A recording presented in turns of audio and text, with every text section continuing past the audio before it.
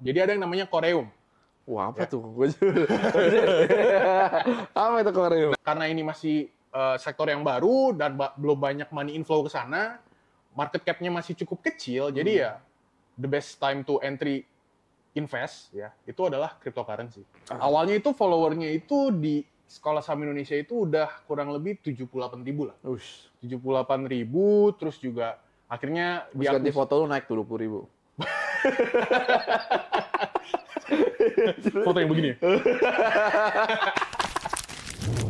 Oke, welcome back di podcast Kohen setelah sekian lama. Ini adalah special edition. Kenapa? Karena kita lagi di Bali. Dan ini juga bintang tamunya luar biasa. Lihat dong, badannya luar biasa kan? Keker. Bro Rian. Halo Kohen. Bro, thank you loh. Aman. Ini spesial banget ya. Kalem. Dari Vincent, Dennis, terus lu nih. Oke. Sebenarnya sih ya, yang gue jujur ya, gue nggak tahu lu sih. Karena, tapi pas gue liat follower lu gede juga, anjir.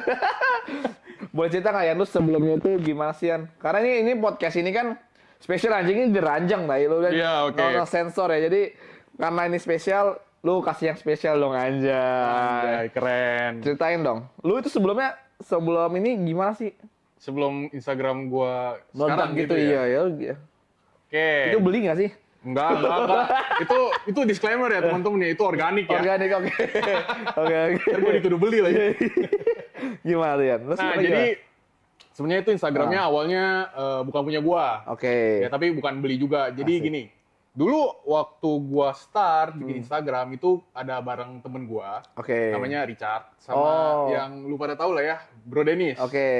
Nah, jadi kita bertiga bikin yang namanya Sekolah Saham Indonesia. Oh. Di mana di situ gua ya istilahnya gua explain tentang saham, mau dari segi fundamental, teknikal, gue juga ada di tele gitu ya. Nah, jadi Instagram itu awalnya adalah Instagram Sekolah Saham Indonesia. I see. Ya, jadi di sana banyak post fundamental, teknikal, terus juga banyak emiten kayak gitu. Oke. Itu di 2021-2022. Oke. Habis itu setelah kita lihat, kalau kita lihat saham udah sempet drop gitu ya. Oke. Saham sempet drop, terus juga kalau kita nggak usah bullshit lah. Oke. Berarti kan saham drop, terus juga istilahnya yang view saham tuh sedikit, pada pindah ke kripto. Pindah ke kripto, terus juga dilihat-lihat, udah kurang aktif lah ya, dari segi saham. Jadi kita bertiga decide untuk istilahnya leburin ini akun gitu. Terus yang ngambil gua dan Bro Dennis. Oke. Seperti itu. Nah, jadi awalnya itu followernya itu di Sekolah Saham Indonesia itu udah kurang lebih 78.000 lah. 78.000, terus juga akhirnya Terus ganti foto lu naik 20.000. Foto yang begini. Nah, jadi setelah diakuisisi sama gua sama Bro Dennis, ya udah jadi kita yang handle, ditambah juga dibantu sama Vincent. Jadi kita rebranding namanya jadi Rian Adi Pradana. Jadi Instagram gua, tapi yang handle ya tetap gua dan Bro Dennis juga. I see. Nah, jadi awalnya dari sekolah saham kita banting setir ya. Kita banting setir dari saham ke kripto. Kita banting setir ke kripto. Nah, dari 78 ya kemarin sempat booming gitu ya dari Mantaha. Terus juga 2023 sempat naik semua kripto ya dari Oktober sampai ke Desember juga. Nah, jadi di sana ya momentum buat dapat followernya. I see. Gitu. Nah, ini yang paling penting sih. Kan lu jago trading nih ya? Oh, enggak. Wah, ini dari mana nih jago trading? Gua ada jago trading. Sebenarnya menurut lu nih, Ya. lu kan udah banding setir lah ya. Oke. Instrumen lah menurut lu yang paling oke lah ya sekarang ya. Dari pendapat lu ya, ini opini lu ya, nggak ada pro dan cons lah ya. Oke. Dari trading kripto, saham, sama forex atau gold, lebih cuan mana sih sebenarnya? Nah, oke. Jadi kalau sekarang ya berarti ya. Iya, Kalau sekarang ya pastinya forex lah. Forex, Ya, karena kita bisa gerak dua arah, mau short, mau long. Kalau misalkan kita ngomongin saham, ya, saham itu kan kita nggak bisa short tuh. Misalnya lu gimana mau short BCA gitu kan. Pas lagi drop itu nggak akan bisa. Jadi ya ada momennya lah. Ada momennya. Ada momennya untuk di saham. Kayak misalkan nih, mau istilahnya mau cut rate sekarang ya. IDR kita menguat juga kalau kalian lihat ya teman-teman ya itu IHSG kita udah mulai nanjak naik lagi tuh, udah mulai ATH ATH. Ya. Tapi gimana kalau misalnya kita lihat nih di tahun 2022, 2023 itu sepi semua. Gitu. Mau ngomongin kripto, oke. Kalau misalnya kita ngomongin kripto itu ya ada momennya lah bulan 2021, 2022 cuma ya sempet drop juga gitu. Jadi setelah gue merasakan dari 3 instrumen ini ya, mau dari saham, mau dari forex, mau dari kripto, untuk returnnya yang sebenarnya istilahnya mau market seperti apapun gitu ya, kayak mau market crash, mau bull run, mau kayak gimana itu, tetap menurut gue sih masih ada di forex. Forex, oke. Gitu. Nah, terus lu udah kayak forex lah ya. Nah, gue mulai nih. Gue dengar dari Dennis, Vincent, semua pernah susah atau miskin lah. Tapi kayak lu nggak pernah miskin kayaknya. Lu ada pernah kisah jatuh gak sih sebenarnya dalam lu trading atau apa sih? Sampai sekarang lah. Kita bisa sebut lu influencer lah, udah bisa menginfluence orang untuk investasi di instrumen apapun dan trading pun juga bisa. Lu pernah susah gak sih? Anjing, gue penasaran, jujur gue penasaran banget. Soalnya kalau 2 orang bilang anjing sedih-sedih kan. Si Vincent tinggal berapa juta all in ngajak temannya ke pantai, si Denny juga sama. Nah, kalau lu gimana cerita susah gimana sih? Sebenarnya gue dari SMA udah mulai start saham. Jadi untuk istilahnya ya gue invest di saham ya dari SMA, terus juga start kuliah ini itu. Nah, untuk susahnya menurut gue tuh sebenarnya kejatuhan gue adalah ketika gue di kripto tahun 2021. Oh, baru berarti ya? Baru banget. Jadi awal di saham gue mulai dari start SMA. Ya. Sampai 2017, 2019 itu masih aman tuh. Oke ya. Tapi sejak gue masuk ke kripto, disitulah kehancuran mulai ya. Jadi gue ada beli koin deh, bukan token ya. Koin H-bar gitu ya. Udah banyak nih kok, gue udah kumpulin lumayan banyak. Kalau disclaimer dulu ini kita bukan ajakan beli. Oh iya, disclaimer, benar. Ini gue cuma cerita nih ya. Cerita ya. Itu orang mau dia expert beli ya. Ayo deh, itu ojek. Ini opini Desus. Nah, habis itu ya udah kelar bulan, gua nggak jual, jadi ya H-bar semuanya ya? drop. Nah, sampai sekarang tuh. Sampai sekarang.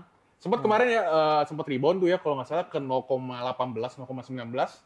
Cuma ya gua masih belum take profit gitu. Jadi untuk teman-teman ya, kalau yang bilang ini mah bohong gitu ya, udah take profit nih pasti. Gua masih ada teman-teman, gua masih ada di Indodex ya. Jadi gua sempat kasih lihat juga di Instagram gua. Untuk H-bar itu gua ada beli sejak si Indodex itu launching koin H-bar-nya ya. Dari 2021 gue udah buy, ya gue masih hold sampai sekarang gitu. Dan emang masih ada yang loss seperti itu. Drop banget ya. Jauh. Iya jadi ini bottom banget ya. Nah, terus juga kalau kita ngomongin futures, forex ya, kita ngomongin trading lah ya. Ya sebenarnya ya sedih-sedih juga ada lah yang awal-awal misalnya nih, let's say pertama kali gue terjun ke trading, gue tradingnya itu awal gue start di futures teman-teman. Gue futures di kripto, jadi belum forex dulu. Nah di sana gue trade di beberapa tempat ya, kayak misalkan di Bybit, di Binance, terus juga di Bitget gitu ya. Itu ya lo semua. 1 tahun pertama itu lo semua. Gue nyoba-nyoba doang, ya lo semua. Untuk lossnya ya mungkin gue bisa bilang di kisaran 10-15 ribu dolar lah untuk awal-awal.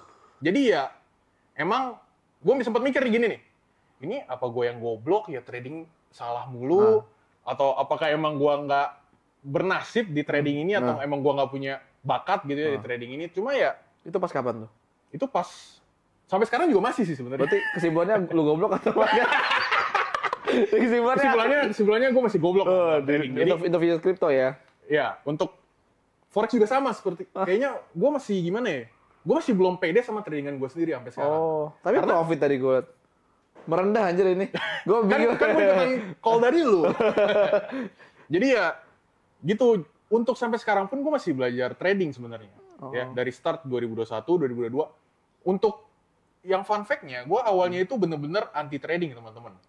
Jadi gue cuma pure fundamental ya, gue ngeliat misalnya dari saham nih, gue cuma ngeliat valuasi perusahaannya, gue ngeliat dari pendapatan perusahaannya, dari DER, ya kalau teman-teman yang tahu istilah-istilah di saham lah.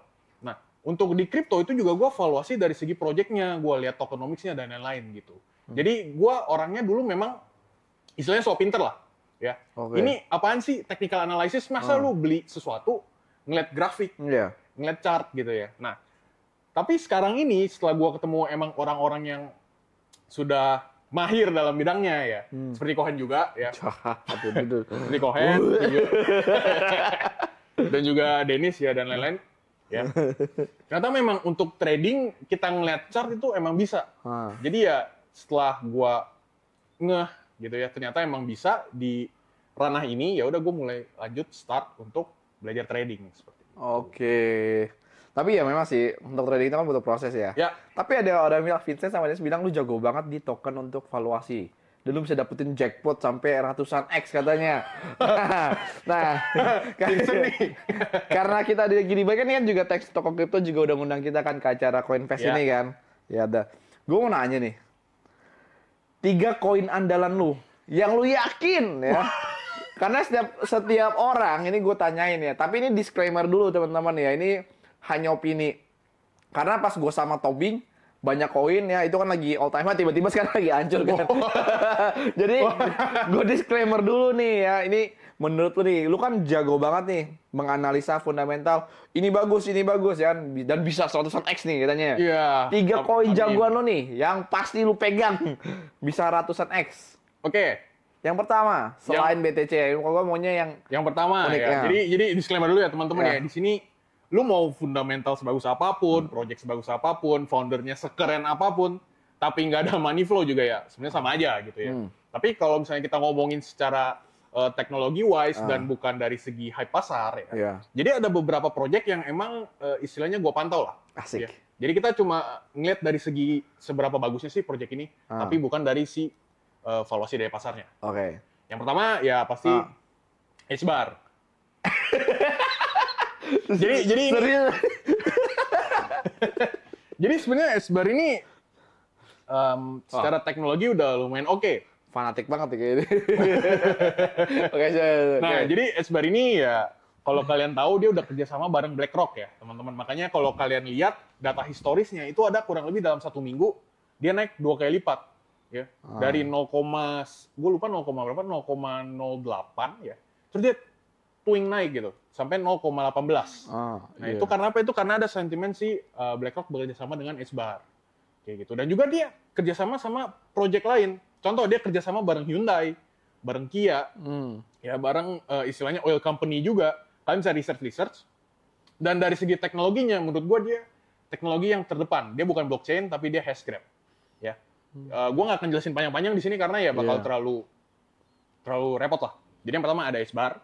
Itu kira-kira berapa X nih? Karena gue lihat sekarang itu di 0,05 ini support kuat nih secara teknikal nih ya.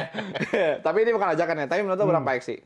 Sampai buruan di 2025 dengan H-bar ini. Mungkin kita ngomongin secara konservatif lah ya, 7x bisa lah. 7 kali lah ya. 7 kali bisa. Jadi ya memang ini project yang cukup besar ya. Dan juga market cap-nya cukup besar. Bukan kayak meme token gitu yang bisa naik kali 1000, kali 1500 ya.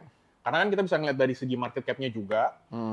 Untuk market cap-nya juga udah cukup besar gitu ya. Jadi nggak bisa terlalu besar. Nah, lalu yang kedua. Kedua apa nih? Itu sebenarnya ada Tenet. Tenet yang semua circle kita pegang gitu ya.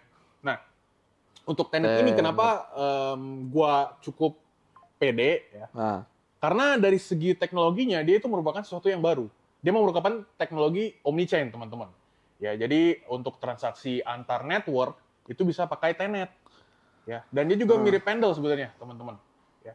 Antara Tenet dan Pendle itu menurut gue cukup sama. Dia merupakan suatu DEX juga, ya. DEX dan dia bermain dalam omnichain dan bekerja sama dengan Layer Zero. Layer Zero itu ya kalau kalian tahu ya merupakan konektor lah antar blockchain A, blockchain B dan blockchain C gitu. Seperti itu. Tenet. Dan kebetulan Tenet ini sekarang lagi di titik bottoming terbaru untuk per hari ini ya. Jadi kalau beli masukin ke itu udah bisa berapa menurut target lu? Tenet ya menurut gue bisa recover lagi lah ke 0,1, 0,2 lah. Balik ke harga semulanya. Oh lumayan ya, berarti kurang lebih. Untuk yang bertanya kenapa Tenet bisa drop sih? Jadi itu gimana tuh? Katanya bukannya foundernya hilang ya atau gimana sih? Nah sebenarnya foundernya itu bukan hilang teman-teman. Ya. Jadi untuk dari segi founder itu tetap ada, cuma mungkin dari segi komunitinya dia nggak terlalu cukup kuat kok. I see. Komunitinya belum Attention-nya kurang kuat. ya berarti. Ya, benar. Lalu juga dia punya roadmap, istilahnya itu nggak konkret. Jadi maksudnya misalnya nggak ada tanggalnya, tapi ya ada roadmap-nya kita bakal begini. Oh, nggak ada tanggal pastinya berarti. Nggak ada tanggal pastinya. Nah, tapi kalau misalnya kita lihat ya, semua roadmap dia itu dijalanin kok. Yang awalnya dari DEX, awalnya dari beta, udah launching alpha, dan bahkan ada airdrop Tenet, seperti itu. I see. Dia pelan-pelan, emang menurut gue dia cukup pelan, tapi dari segi GitHub-nya kalau kita ngelihat dari segi developer activity-nya itu masih ada yang ngedevelop. I see. Seperti itu. Nah, yang terakhir nih. Nah, yang terakhir ini cukup istilahnya underrated teman-teman. Mungkin masih banyak yang belum tahu. Jadi ada yang namanya Coreum. Wah, apa tuh? Apa itu Coreum? Nah, jadi ada token yang namanya Coreum. Coreum C ya, pakai C. CORE. Oh, ini ya. Yes. Oke. Nah, Okay. jadi Coreum ini dia itu adalah token yang memiliki istilahnya dia namanya smart token. Di mana setiap tokennya itu ada smart contracts di dalamnya. Ya, jadi dia itu RWA, ya, dia reward application juga, RWA, dan juga dia bekerja sama dengan pemerintah. Oke, jadi istilahnya dia buat enterprise token lah, ya, dengan smart tokennya ini. Gitu. Istilahnya dia mirip XRP dan juga Ondo digabungin jadi satu. Kayak gitu. Jadi Coreum ini memang banyak yang belum tahu, banyak yang belum lihat juga, dan gua lihat di beberapa sosial media itu belum terlalu bahas. Jadi menurut gue ini cukup oke ya ketika bulan nanti. Dan dia juga belum kecipratan lah. Istilahnya kalau misalnya kita lihat Arbitrum kan udah naik banyak gitu ya, Ko ya. Untuk Coreum ini dia belum terlalu kecipratan. Turun paling banyak hari ini. Bottoming lagi. Oh iya. Bottoming lagi. Oh, jadi jangka panjang ya kan? Buran dong. Ya, mungkin tahun depan lah. Oke. Ya, ketika istilahnya udah ada red cards ya, terus juga easier money dan juga ekonomi mulai membaik lagi ya, itu untuk Coreum sih gue cukup yakin juga. Cuy, berarti 3 ya? 3 ya. Tadi ada HBAR, ada Tenet, sama Coreum. Nah, ini 3 koin ini teman-teman cari sendiri, kita nggak mau kasih tahu gimana logonya. Ya, kita nggak ada ajakan beli atau apapun, ini cuma cerita. Beda ya. Ya, ini banget, analis banget sampai bisa paham semua alurnya. Ya. Ini membuktikan memang dia udah deep analis teman-teman ya, jadi Dior teman-teman ya. Tetap do your own research. Ya. Tapi gini teman-teman, terakhir nih, mungkin lu untuk orang-orang nih, gue bisa bilang lu orang kaya sih sebenarnya sih. Dari bertiga mungkin kayak gaya lu paling oke sih sebenarnya. Oh, ya kan? Enggak lah, Bro Dennis lah. Nah, tapi lu masih oke lah sih, lu dengan umur berapa sih? 25. 25 cuy. Udah punya pacar belum? Udah. Sayang. Ya kan? Emang kenapa kalau belum punya kok? Siapa tahu ada yang suka kan di sini kan. Jangan salah ngomong, nanti bahaya. Tapi gini, lu tips dong yang lu bisa apa? Menurut lu nih, orang salah kaprah nih. Menurut lu sekarang kalau orang pengen gue bilang di konten gue 2024 2025 ada cara cari untuk cepat kaya. Cepat kaya karena momentum banget menurut gue. Gue bilang cepat kaya kenapa? Karena ini momentum lu bisa dapat 2 sampai 3x aset lu di dunia ini kan sebenarnya ya. Nah, tipsnya gini menurut lu. Orang yang mungkin nih dengan gue adalah UMR nih ya. Tips lu untuk kalau jadi kaya gimana sih? Versi lu dah. UMR jadi kaya. Oke, jadi gini ya teman-teman ya. Untuk yang emang gajinya UMR, gue nggak langsung saranin kalian investasi. Oke, yang paling pertama itu gue nggak saranin investasi. Karena gini, kalau kalian gaji UMR, kalian harus tanya dulu, apakah gue sandwich generation, atau apakah gue hidup sendiri, atau gue udah punya istri, atau bukan istri, apa gue udah punya partner seperti itu. Ya. Itu yang pertama harus kalian tentuin dulu. Ketika emang kalian punya excess money, setelah kalian udah istilahnya ada pengeluaran ya teman-teman ya, kalian lihat lagi. Contoh, misalnya 1 juta. Ya, misalkan kita ngomongin UMR Jakarta lah, 4,5. Ya. Misalnya ada excess money 1 juta. Apakah kalian langsung all in ke satu token? Menurut gue jawabannya enggak ya teman-teman ya. Tetap kalian harus investasi ke leher ke atas dulu. Oke, kenapa? Karena gini, ketika lu udah investasi, misalnya kita beli saham deh. Ya, kita beli saham BCA, kita DCA terus ya. DCA terus 1 juta. Itu akan kalah jauh banyak returnnya dengan ya kalau kapitalnya lebih besar gitu, teman-teman. Jadi menurut gua ketika kalian punya gaji UMR ya dan juga kalian bukan sandwich generation, oke, itu better ya kalian cari side income lagi. Oke, cari side income mungkin dari kalian bisa usaha untuk bikin konten ya, kalian bisa jadi content creator, kalian bisa istilahnya bikin feeds atau kalau misalnya kalian jago ngedit bisa jadi editor freelance gitu ya, atau seperti Riko juga di sini gitu ya, bisa jadi freelance gitu. Jadi ya menurut gua ketika kalian gaji UMR, fokus gedein income dulu dan juga tingkatin skill kalian. Baru kalian mulai double your wealth gitu. Nah, setelah itu baru gimana? Setelah itu ya kalian pilih ke ranah kalian sendiri. Karena gini, nggak semua orang bisa trading ya teman-teman ya. Ini fakta yang harus gua kasih tahu ke kalian gitu ya. Karena menurut gua nggak semua orang itu bisa trading secara sukses. Oke, mungkin ada beberapa orang yang bisa ya, tapi bagi sebagian besar orang itu cukup susah lah. Karena gue sendiri pun masih belum istilahnya belum dapat kuncinya, belum dapat feel-nya. Oh, trading tuh begini, gue harus begini gitu. Jadi ya untuk sekarang pun gue istilahnya masih bakar duit gitu buat trading. Belum istilahnya masih belum bisa stabil, nggak bisa stable lah, nggak selalu profitable gitu ya. Tapi Jadi, ini harus profit kan ya? Ya, jadi ya target kita emang harus profit gitu. Nah, jadi ya ketika kalian sudah dapat mau investasi ke ranah mana, ya udah tajemin lah skill kalian di sana. Karena ketika kalian sebar gitu ya, istilahnya kalian belajar investasi A, misalnya kalian investasi ke bisnis, investasi ke saham, investasi ke forex, investasi ke kripto, ya, ataupun kalian investasi emas, investasi bonds gitu ya. Ketika kalian terlalu diversifikasi, gua yakin teman-teman, growth kalian akan lebih lama dibandingkan dengan satu yang fokus. Gitu. Nah, tapi gini, tadi lu bilang ke atas nih, udah excess juta, ya kan? Ya. Sampai di certain amount berapa, orang udah boleh mulai investasi dan instrumen apa menurut lo? Choose the best one lah. Menurut lo di zaman sekarang kan orang kan Gen Z mau cepet kan? Ya. Gimana tuh? Oke, ketika lu udah paham sama marketnya, lu udah paham sama ranah yang lu mau tembakin duit lu ke sana. Ya.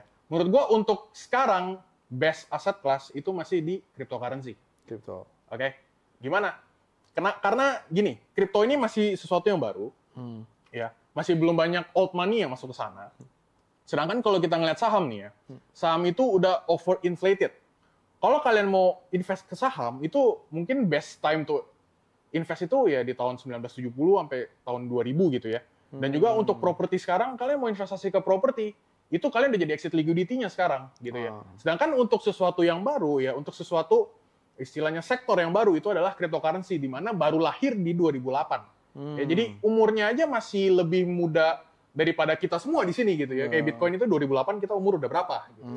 Jadi karena ini masih sektor yang baru dan belum banyak money inflow ke sana, market cap-nya masih cukup kecil, jadi ya the best time to entry invest ya itu adalah cryptocurrency.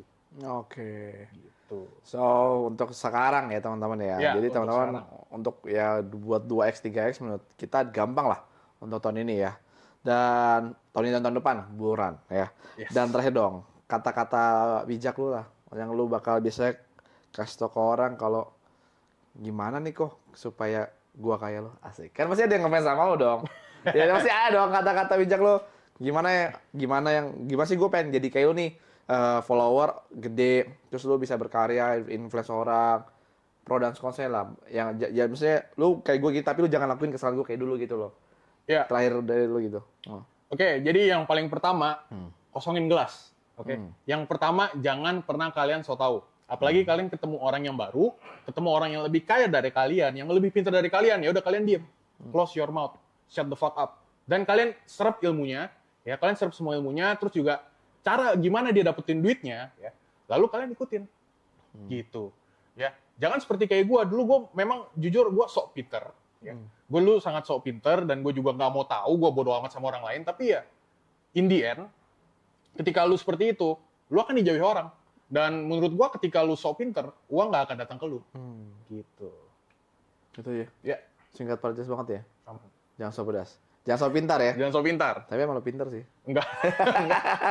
Oke, so itu untuk podcast kita untuk hari ini. So ini limited edition kali di Bali dan thank you Ya. banget ya.